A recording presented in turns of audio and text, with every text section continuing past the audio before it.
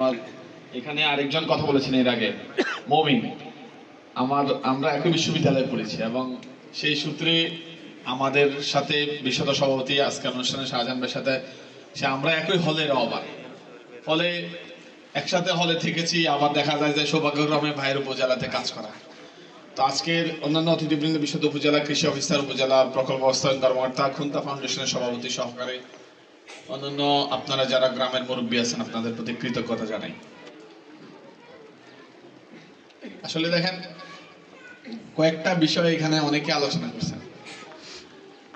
আমরা এইগুলো বারবার বলি, কেন বলি? এই বিষয়টা যদি আপনি উপলব্ধি করেন তাহলে আপনি বুঝতে পারবেন। আমার একজন শিক্ষকের কাছ থেকে শোনা যে উনি বলেছেন, ওনার কাছ থেকে শোনা যে ইহুদি যারা আছে, ইসরায়েলি, আপনারা চিনেন তাই না? চিনেন না? তারা আল্লাহর কাছে যখন, তারাও তো আল্লাহর কাছে দোয়া করে না? তারা যখন দোয়া করে তখন তারা আল্লাহর কাছে দোয়া করে যে আল্লাহ, যদি আপনি আমাদেরকে কোনো সুযোগ দেন, এটা যে আমার জন্য সুযোগ, এটা আমাকে বুঝার ক্ষমতা দিয়ে দেন।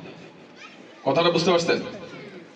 তার মানে অনেক সময় আপনার সামনে অবারিত সুযোগ থাকে, আপনি বুঝেন না, আমি বুঝি না বলে আমরা এই সুযোগটাকে ধরতে পারি না। আজকে খুন্তা ফাউন্ডেশনের আমাদের এই রনি ভাই বলেছেন যে ক্যাম্পতলিতে কিন্তু অসংখ্য মেধাবী আছে, এবং এটা আমরা দেখেছি।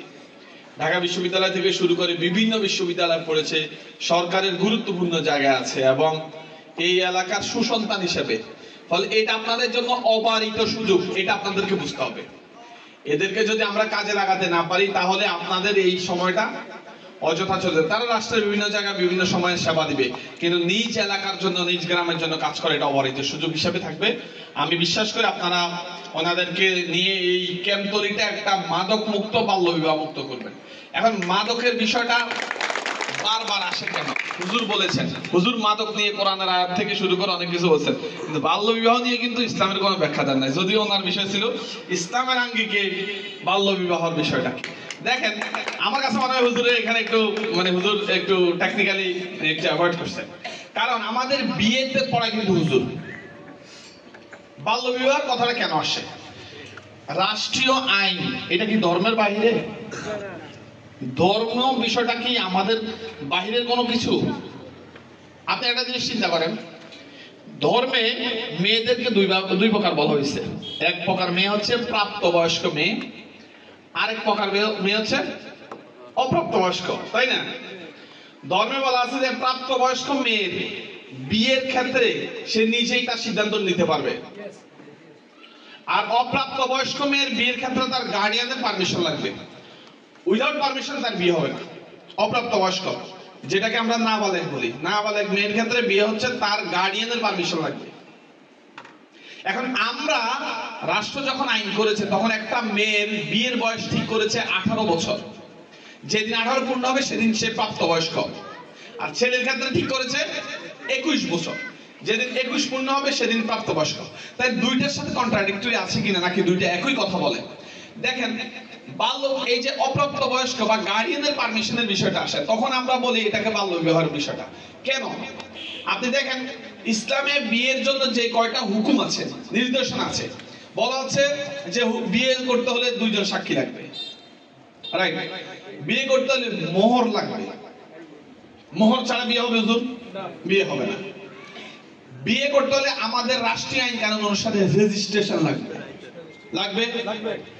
18 এর আগে কোন মেয়ের কি রেজিস্ট্রেশন হয়? আমাকে একটা ডকুমেন্ট, একটা উদাহরণ দেখান যে 18 আগে কোন মেয়ের রেজিস্ট্রেশন হয়।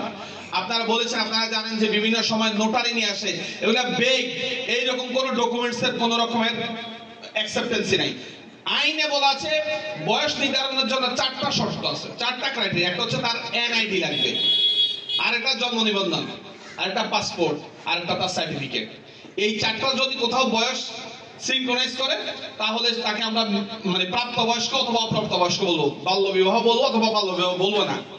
ফলে আইনে কিন্তু আপনি দেখেন, যেহেতু তার কোনো রেজিস্ট্রেশন হয় না, এই মেয়েটা যখন বিচ্ছেদ হয়ে যায়, ডিভোর্স যেটা বলি, যেটা ইসলামে নিকৃষ্ট হালালের কথা বলছে, বৈধ, বাট এটা নিকৃষ্ট ভাবে বলছে যে তালাকটা হচ্ছে নিকৃষ্ট হালাল।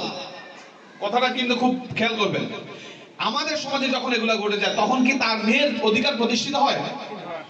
কারণ তার তো রেজিস্ট্রেশন হয় না, কাবিন নাই, চলে যে রাস্তা আসছে ওই রাস্তায় চলে গেছে। ফলে সমাজে ডিসঅর্ডার হয়ে যায়, বিশৃঙ্খল হয়ে যায়, ফাসাদ হয়ে যায়, সমাজে শান্তি শৃঙ্খলা হয় না। অনেক ক্ষেত্রে বিয়েতে কাবিনও পর্যন্ত পরিশোধ করা হয় না, হয় না। কাবিনের বিষয় কিন্তু ইসলামের হুকুম খুবই কঠিন। যে কাবিন পরিশোধ করবে না, বলা আছে কিয়ামতের দিন সে জেনাকারী হিসেবে উঠবে। এই বিষয়গুলো আমাদের মসজিদে, আমাদের বিভিন্ন আলোচনায় আসা উচিত, আসে না। ফলে এই বাল্য বিবাহতে যত রকমের ডিসঅর্ডার হয় সবগুলা বাল্য বিবাহ কেন্দ্রিক। আপনি খেয়াল করে দেখবেন, এখানে কোনো রেজিস্ট্রেশন হয় না। অনেক সময় বিয়ে দেন, ফাইন, হুজুর বলেছেন যে ওনার ক্লাস 9 এর মেয়ে বিয়ে হয়েছে, 14, 15, 16 হবে, ওর রেজিস্ট্রেশন হয়েছে কিনা খেয়াল করে দেখেন, রেজিস্ট্রেশন হয়নি। ফলে আমরা এত বড় বড় ভুলগুলা করি যে আমাদের একটা মেয়ের রেজিস্ট্রেশন হয় না। সেকেন্ড, তার যদি বিয়ে বিচ্ছেদ হয়ে যায় তাহলে তার সে অধিকার থেকে বঞ্চিত হয়। এবং অনেক অংশে দেখে আমরা গ্রামের মধ্যে মেয়েরা চলে যাচ্ছে ছেলেদের সাথে, ওই যে অপ্রাপ্ত বয়স্ক মেয়ে ছেলের সাথে চলে গেল, ধর্মীয় রীতিনীতি অনুসারে সেটা বৈধ নয়। কারণ ধর্ম বলছে গার্ডিয়ানের পারমিশন লাগবে, সে উইদাউট গার্ডিয়ানের পারমিশন নিয়ে চলে গেছে। তারপরে রাষ্ট্রের আইন আছে, বিশেষ ক্ষেত্রে রাষ্ট্রের বিধান আছে, এটা আপনারা জানেন, সেটা কোর্টের বিষয়, সেটা ভিন্ন বিষয়। তো এই বিষয়গুলো যদি আপনি না করতে পারেন, আমার কাছে গত কয়েকদিন আগে, আমি যেহেতু উপজেলা নির্বাচন কাজ করি, এরকম অসংখ্য মেয়ে আসে।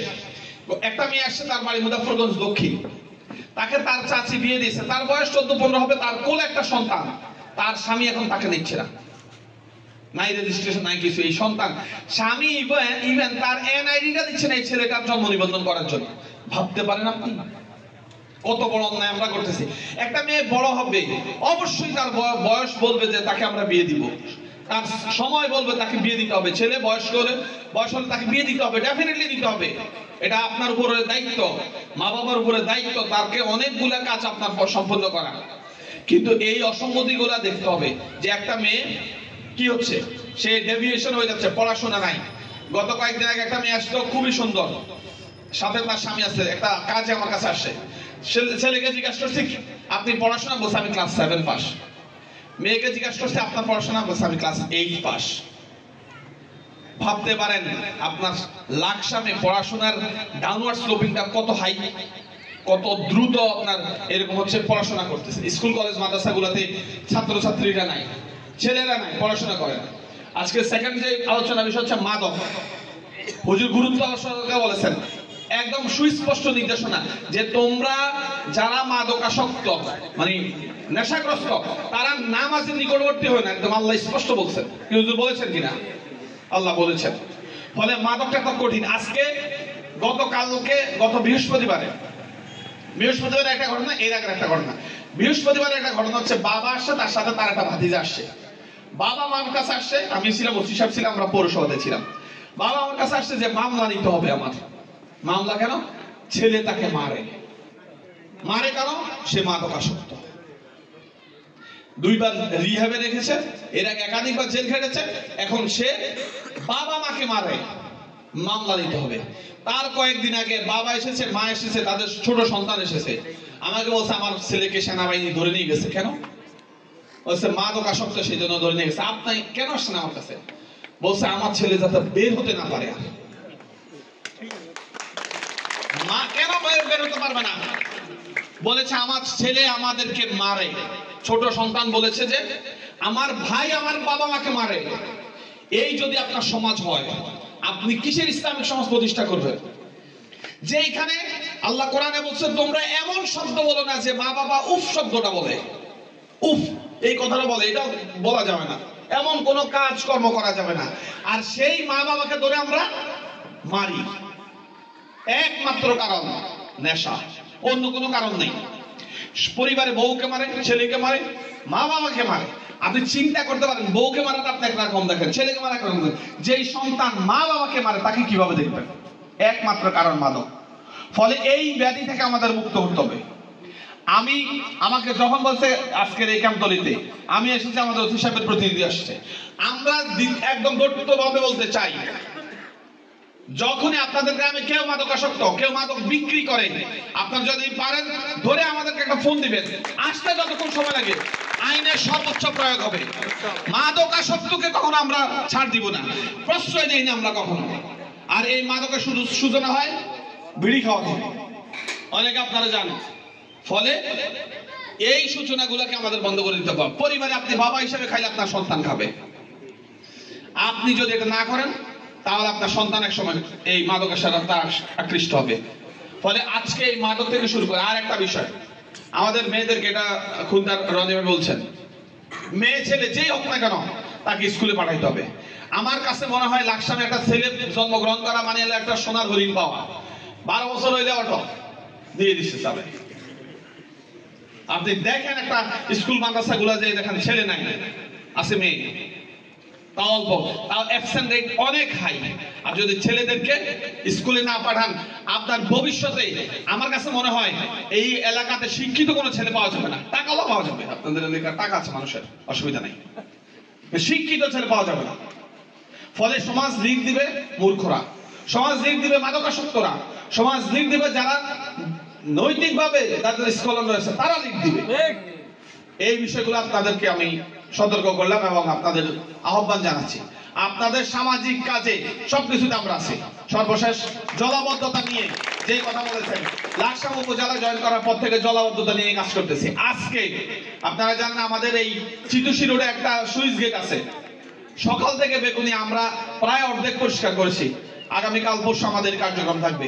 ফলে এই অঞ্চলে জলাবদ্ধতা ইনশাআল্লাহ নিরসন হয়েছে। তথাপিও আমরা দেখেছি যে বিভিন্ন সময় বিভিন্ন সম্মানিত নাগরিক বাড়ি করার কারণে অনেকের জলাবদ্ধতা, পানি যাওয়ার যে রুটগুলো ছিল, খাল অথবা আমাদের বিভিন্ন রকমের যে ওয়াটার লগিং সিস্টেম গুলো ছিল, এগুলো আমরা লক করে দিয়েছি। যার কারণে আজকের জলাবদ্ধতা এমনি এমনি হয় নাই, আপনার আমার সৃষ্টি। আমরা যদি এইগুলো না করি তাহলে ভবিষ্যৎ প্রজন্ম কি বলবে? সেটা অসভ্য ছিল, আমাদেরকে বলবে। ফলে এই দায়ভার থেকে যদি আপনি মুক্ত হতে চান, আপনি যদি সুন্দর সমাজ বিনির্মাণ করতে চান, আমার মনে হয় যে এই সকল বিষয়ে আমরা একসাথে কাজ করতে পারি।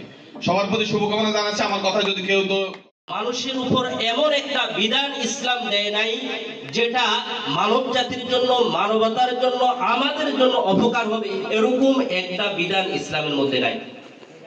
ইসলাম যতগুলো বিধান আমাদের জন্য দিয়েছে, দেশ, জাতি, সমাজ সকলের জন্য উপকার হয়, এরকম বিধানগুলো আমাদের উপর ইসলাম চাপিয়ে দিয়েছে। এর মধ্যে অন্যতম একটা বিধান হচ্ছে যেটাকে আমরা মাদক বলি। ইসলামে এটাকে কোরআনে এসেছে খামরুন, মাদক বা মদ।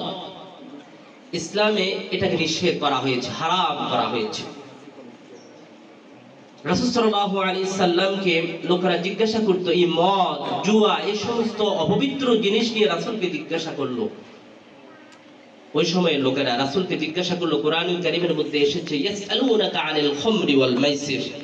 রাসূল আপনাকে জিজ্ঞাসা করে, মদ জুয়া সম্পর্কে আপনাকে জিজ্ঞাসা করে, আপনি তাদেরকে বলে দিন ইয়াসআলুনাকা আনিল খামরি ওয়াল মাইসির কুল ফীহিমা ইসমুন কাবীর ওয়া মানাফিউ লিন-নাস, যে এই দুইটা জিনিসের মধ্যে মানুষের কিছু উপকার আছে, উপকারের চাইতে ক্ষতির পরিমাণ বেশি।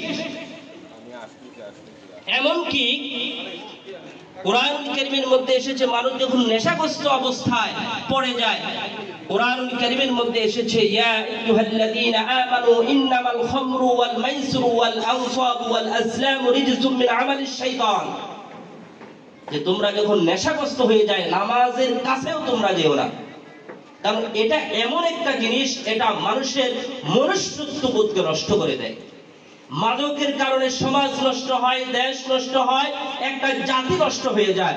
এটা এমন একটা জিনিস যেটা মানুষের বিবেককে, বলুন, মানুষের বিবেককে নষ্ট করে দেয়। একটা মানুষ সুস্থ থাকতে পারে না মাদকের কারণে।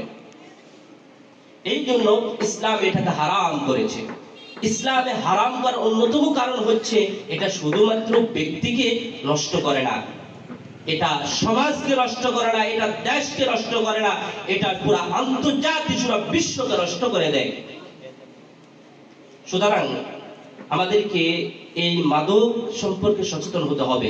ইসলামিক দৃষ্টিকে এবং আমাদের সামাজিক দৃষ্টিকে সম্পূর্ণরূপে এটাকে আমাদেরকে অ্যাভয়েড করতে হবে, এটাকে আমাদেরকে প্রতিরোধ করতে হবে, এটা সম্পর্কে জনমনের সচেতন করতে হবে, জনগণকে এটা সম্পর্কে উদ্বুদ্ধ করতে হবে, যে মানুষকে এটা সম্পর্কে সচেতন করে যে মাদক শুধুমাত্র আমাকে নয়, আমার পরিবার, সমাজ, রাষ্ট্রকে ধ্বংস করে, এটা থেকে আমাদেরকে বিরত থাকতে হবে। সামাজিকভাবে আমাদেরকে ঐক্যবদ্ধ হতে হবে। পাশাপাশি আরেকটা জিনিস, সেটা হচ্ছে বাল্য বিবাহ সম্পর্কে আজকের এই আলোচনা। বাল্য বিবাহ সম্পর্কে আমরা সবাই জানি। আমি যেখানে শিক্ষকতা করি, গত মঙ্গলবারে তো আমি আমার ক্লাসে ক্লাস 9 রোল নম্বর যে মেয়েটা 1, এটাকে দেখছিলাম। পরীক্ষার পর থেকে মেয়েটাকে দেখা যাচ্ছে না। তো অন্যদেরকে জিজ্ঞাসা করলাম, এই মেয়েটা কই? যে রোল নম্বর 1 কানিজ নাজমা কোথায়? অন্যরা বলছে কানিজ নাজমা ক্লাস 9 এর মেয়ে, তার বিয়ে হয়ে গেছে। এরপরে আরেকটা মেয়ে, এটা রোল নাম্বার সম্ভবত 2 নাকি 3, আরেকটা মেয়ে ক্লাস 9 এ পড়ে, এই মেয়েটারও বিয়ে হয়ে গেছে। ক্লাস 9 এ পড়ে 2টা মেয়ে, ক্লাস 9 এ এমনিতেই পরীক্ষা শিক্ষার্থীর সংখ্যা কম, 2টা মেয়ের বিয়ে হয়ে গেছে। তো আমি তাদেরকে বললাম যে আমাদেরকে যারা এই ক্লাসের যে প্রধান, সে যদি তারই যদি বিবাহ হয়ে যায়, প্রধান যদি তার লক্ষ্য থেকে লক্ষ্যচ্যুত হয়ে যায়, বাকিদের কি অবস্থা হবে? তো আমি বললাম, এই যে ছোট্ট বয়সে বিবাহ হয়, এটা আসলে হয়তোবা পরিবার মনে করে যে এটা আমার উপর একটা বোঝা। আসলে বাস্তব জীবনে এই যে ছোট ছোট মেয়েদেরকে বিয়ে দেওয়া হয়, এটা আসলে সংসার জীবনে এসে যারা অল্প বয়সে মেয়ে বিবাহ করেছে, তারা বুঝতে এটা ভুক্তভোগী তারা বোঝে এটার ফলাফলটা কেমন হয়। যে একটা আনম্যাচুইড মেয়ে, তার যখন বিয়ে হয়ে যায়, তার সে বাপের বাড়িতে থাকে একরকম, স্বামীর বাড়িতে থাকে একরকম। যদিও আমাদেরকে সুন্দরভাবে অনেকভাবে বোঝানো হয় যে আপনার মেয়েকে আমি আমার মেয়ের মতো রাখবো, রাজনারীর মতো রাখবো, কিন্তু বাস্তব জীবনে কোন শাশুড়ি কোন মেয়েকে কখনো তার মেয়ের মতো ভাবে না। আপনারা কি আমার সাথে এই ব্যাপারে একমত? কোন শাশুড়ি তার মেয়েকে পুত্রবধূ হিসাবে তাকে শ্বশুর বাড়িতে বিবেচনা করা হয়। সুতরাং তার বাস্তব জীবনে এসে এটা ভুক্তভোগী হয়। এই জন্য আমাদেরকে এটা সম্পর্কেও সচেতন হতে হবে। বাল্য বিবাহ সম্পর্কে আমাদের সমাজে যাদেরকে বাল্য বিবাহ দেওয়া হয়, এই সম্পর্কে আমাদেরকে সামাজিকভাবে সচেতনতা বৃদ্ধি করতে হবে, যাতে করে এই 2টা জিনিস আমাদের অন্ততপক্ষে আমাদের এই সমাজ থেকে এই 2টা জিনিস আমরা ঐক্যবদ্ধভাবে নির্মূল করতে পারি। এই জন্য আমাদের সকলকে এগিয়ে আসতে হবে, সচেতনতা বৃদ্ধি করতে হবে।